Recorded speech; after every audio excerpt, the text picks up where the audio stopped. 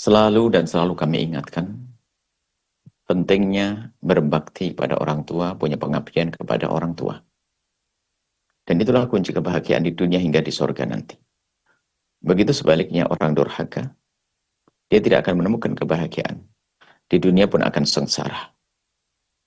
Dan kami juga sering ingatkan bahwa berbakti itu halus, bukan basa-basi. Tapi kan dari dasar kerinduan kita karena Allah. Kalau basa-basi itu berbuat baik kepada orang tua hanya karena ingin sertifikat tokonya diganti atas nama dia. Na'udzubillah, si busuk hati dia, tampaknya pengabdi, tampaknya mengabdi, tapi sesungguhnya dia adalah punya kotoran hati, ingin mengambil harta orang tuanya. Jahat dia. Hati-hati. Dan kemudian masalah kalau kita merawat orang tua, Anda boleh merasa lelah. Sebab lelah itu adalah lelah di jasad Anda. Akan tapi kalau Anda mengeluh, tidak. Mengeluh itu tanda Anda tidak terima dengan apa yang Anda lakukan.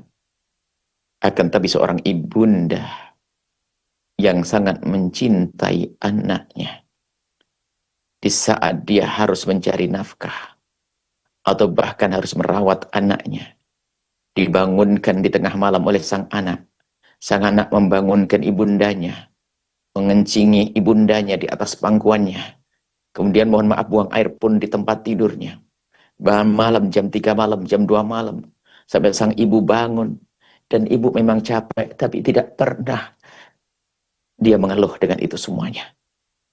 Masih dengan senyum, masih dibarengi dengan tertawa, karena cinta yang ada di hatinya. Maka dari itu, wahai anak, hati-hati.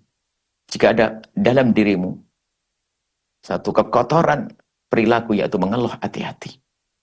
Hati-hati. Jangan-jangan memang tidak tulus karena Allah tidak akan membawa keberkahan dalam diri kalian, wahai anak. Ibumu, lihat. Suatu ketika lihat ini, masalah pengabdian pada orang tua, lihat. Tidak ada apa-apanya pengabdian kita kepada ibunda kita. Suatu ketika, ada seorang anak muda yang membawa ibundanya tawaf dan sa'i. Sampai lehernya merah. Digendong ibundanya karena ibundanya tidak bisa berjalan lagi. Setelah selesai, di situ ada Sayyidina Imam Abdullah bin Umar, anaknya Sayyidina Umar bin Khattab, ulama daripada sahabat Nabi. Setelah selesai sa'i, ibunya didudukkan di tempat yang baik, lalu sang anak mendekati Sayyidina Abdullah bin Umar, lalu bertanya, wahai Imam Abdullah bin Umar, aku mau tanya. Sang Imam Abdullah bin Umar bertanya, silakan, tanya apa anak muda. Anak muda tersebut bercerita bahwasanya ibuku sangat baik, dan aku ingin membalas budi ibuku. Dan ibuku ingin melaksanakan umroh. Lalu aku gendong, umroh atau haji itu rupanya. Nusuk. Lalu karena beliau tidak bisa berjalan. Dulu kan tidak ada kursi roda. Lalu aku gendong seperti ini. Apakah engkau melihat? Imam Abdullah bin Umar. Imam Abdullah melihat, aku melihat kau menggendong. Karena zaman dulu Mekah kan belum, kalau umrah dan haji kan tidak seperti hari ini. Jadi orang bisa kelihatan, kalau menggendong orang tua kelihatan. Kata saya, Abdullah bin Umar, hebat, kau seperti itu kepada ibundamu. Kemudian sang anak berkata, wahai Imam Abdullah bin Umar, ibuku sangat baik dan aku ingin membalas budi ibundaku. Dan sekarang sudah aku senangkan ibundaku dengan umrah, aku gendong. Ini sampai merah leherku.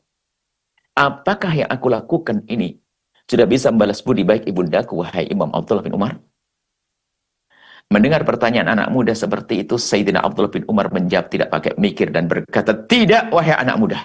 Apa yang kau lakukan tidak ada apa-apa aja dibanding sesaat ibundamu melahirkanmu. Ibundamu saat melahirkanmu taruhannya nyawa. Kau menggendong ibundamu udah pakai taruhan nyawa. Dengar anak muda. Dan ingat beda ibunda di saat menggendong anak dan anak di saat menggendong ibundanya. Waktu ibundamu menggendong anaknya, seorang ibunda menggendong anak yang masih orok, masih bayi, masih merah, di hati dan di harapannya adalah kapan anakku bisa membuka matanya. Kapan anakku bisa tengkurap? Kapan anakku bisa merangkak? Kapan anakku mulai berjalan tertatih-tatih? Kapan anakku mulai berjalan lancar? Kapan anakku mulai berlari dan mulai jadi besar? Itulah seorang ibunda di saat menggendong anaknya. Tapi ingat, banyak anak yang menggendong ibundanya berkata dalam hatinya, kapan ibundanya mati? Karena dia merasa capek, ngeluh. Karena repot dengan ibundanya. Hati-hati. Tidak. Jangan mengeluh. Bahkan nikmati, anggap saja. Kalau Anda belum bisa menikmati, hati-hati di hati Anda. Itu kesempatan bagi Anda untuk bisa mengabdi. Anda capek, wajar, manusia dengan fisik Anda yang terbatas. Tapi senangnya di dalam hati. Mengabdi kepada orang dicintai akan senang biarpun capek. Ayahandamu yang bekerja di bawah terik matahari, dia senang demi biayai Anda kok. Ibumu menanak nasi, bekerja keras, dia capek tapi senang karena Anda. Apa yang menjadikan senang? Hati Anda. Hati-hati wahai anak dimanapun Anda berada. Jika Anda tidak bisa lega dengan ibunda Anda, di saat mengabdi ibunda yang sakit, ayah yang sakit, hati-hati. Kami ingatkan, tidak ada kebahagiaan kecuali dengan ibunda, dengan ayah Anda. Kadang Masya Allah, dengan ibundanya, menyakiti bermacam-macam urusan, karena sudah mulai sukses. Urusan menikah, gara-gara menikah berubah dengan ibundanya. Mau menikah pun langgar ibundanya. Mau kemana anak-anak semacam ini? Menyakiti orang tuanya. Bergaul, mementingkan temannya daripada ibundanya. Daripada ayahandanya. Mau kemana orang semacam ini? Tidak akan beruntung, tidak akan bahagia orang semacam itu. Ingat, ibundamu, ayahandamu. Allah a'lam bishawab. Jangan lupa berselawat kepada baginda Nabi Muhammad sallallahu alaihi wa alihi wa sahbihi wasallam.